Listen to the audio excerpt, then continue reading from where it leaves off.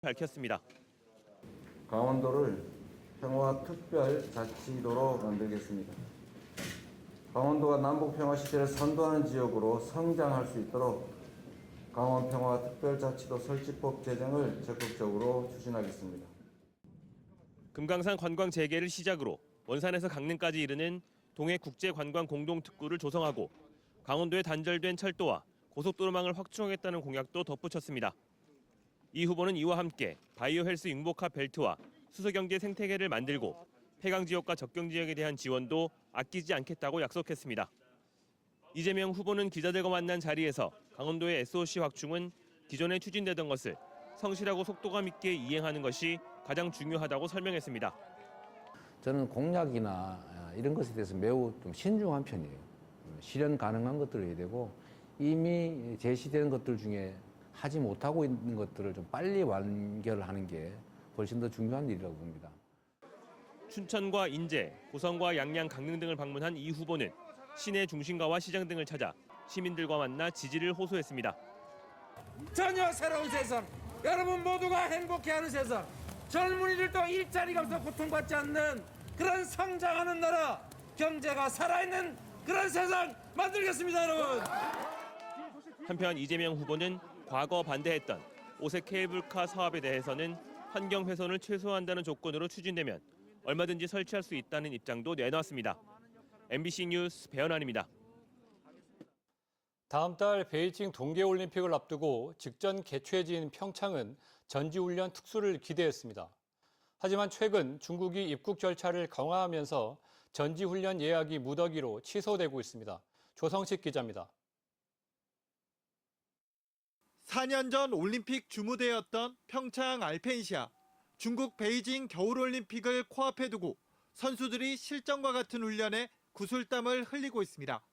하지만 전지훈련을 온 외국인 선수는 찾아볼 수 없습니다. 발목을 잡은 것은 다름 아닌 코로나19.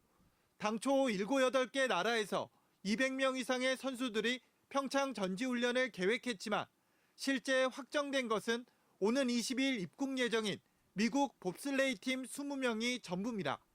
이번 베이징 올림픽을 앞두고 시차 적응과 마지막 담금질을 위한 최적의 장소로 이곳 평창이 각광을 받았지만 코로나19라는 복병에 사실상 모든 계획이 수포로 돌아갔습니다. 평창은 전지훈련단 유치를 위해 철저한 방역에다 질병청과 격리면제 협의까지 마쳤는데 베이징 조직위원회가 갑자기 참가국에 입국 항공편까지 제한하면서 모두 헛수고가 됐습니다. 다른 국가들은 한국 와도 베이징 갈 수 없는 거예요, 지금. 그거를 작년 말에 베이징 조직에서 그걸 발표해가지고. 코로나 속 반짝 특수를 기대했던 지역 상인들은 아쉽기만 합니다. 보통 선수 한 명이 전지훈련지에서 하루 최소 10만 원 이상은 소비하는데 이 같은 소비 효과가 사라진 꼴입니다. 성공적인 2018 올림픽을 치르면서 그분들이 돌아가시면서 약속하신 게 있어요. 다시 한번 꼭 오겠다. 베이징 올림픽 가기 전에 꼭 다시 들려서 여러분 다시 만나겠다 했는데 그런 상황이 이루어지지 않으니까 너무 아쉽고. 직전 올림픽 개최지인데다 바로 다음 올림픽이 인접국에서 개최되는 더 없는 호재에도 불구하고 길어지는 코로나19 사태에 경기장 활용과 지역 경기 활성화라는 두 마리 토끼를 잡으려는 계획은 물거품이 됐습니다. MBC 뉴스 조성식입니다. 현행 사회적 거리 두기 조치가 3주 더 연장됨에 따라 도내에서도 사적 모임 인원은 기존 4인에서 최대 6인으로 늘어나고 영업시간 제한은 밤 9시까지로 유지됩니다. 이에 따라 강원도는 방역 패스 제도 전면 확대에 따른 소상공인 부담을 덜어주기 위해 내일부터 QR코드 확인 단말기 구입 등 방역 물품비를 지원합니다. 오늘 오후 6시 기준 코로나19 확진자는 73명으로 원주 45명, 춘천 12명, 강릉과 속초, 횡성, 인제 각각 2명, 동해, 태백, 홍성, 고성에서 각각 1명입니다. 도내 누적 확진자는 13,738명입니다. 오는 6월 1일 지방선거를 앞두고 강원도 선거관리위원회가 도지사와 교육감 예비후보자 등록을 다음 달 1일부터 받습니다. 또 시장과 도의원, 시의원 선거 예비후보자 등록은 다음 달 18일부터, 군수와 군의원 등록은 오는 3월 20일부터 시작됩니다. 선관위는 코로나19 상황을 감안해 특별 사전투표소 설치와 자가격리자 투표 등을 통해 유권자의 참정권을 보장하겠다고 밝혔습니다. 법원이 청소년 방역 패스 효력 정지 결정을 내리자 새학기를 앞두고 교육계에 혼란이 일고 있습니다. 정부는 12세에서 18세 청소년에 대해 17종의 모든 시설에서 방역 패스 효력이 정지된 법원 결정에 아쉬움을 나타내며 내일 공식 입장을 발표하겠다고 밝혔습니다. 당초 계획대로라면 오는 3월 한 달 계도 기간을 거쳐 청소년 방역 패스가 시행될 예정이었지만 이번 법원 결정으로 백신 접종률을 높여 새학기 정상 등교를 추진하던 교육당국의 계획에 차질이 생겼습니다. 원주시가 올해도 걷고 싶은 가로수길 조성 사업을 이어갑니다. 원주시는 사업비 20억 원을 들여 혁신도시 내 혁신로와 배울로, 문막 건등로 등 4개 노선 6.3km 구간에 다층 구조 가로수 식재와 띠 녹지 조성, 가로수 생육 공간 개선 등의 사업을 추진한다고 밝혔습니다. 가로수길 조성을 위한 설계 용역에 착수해 6월 완료를 목표로 하고 있으며 원주시 걷기 행사와도 연계해 가로수길을 홍보한다는 계획입니다.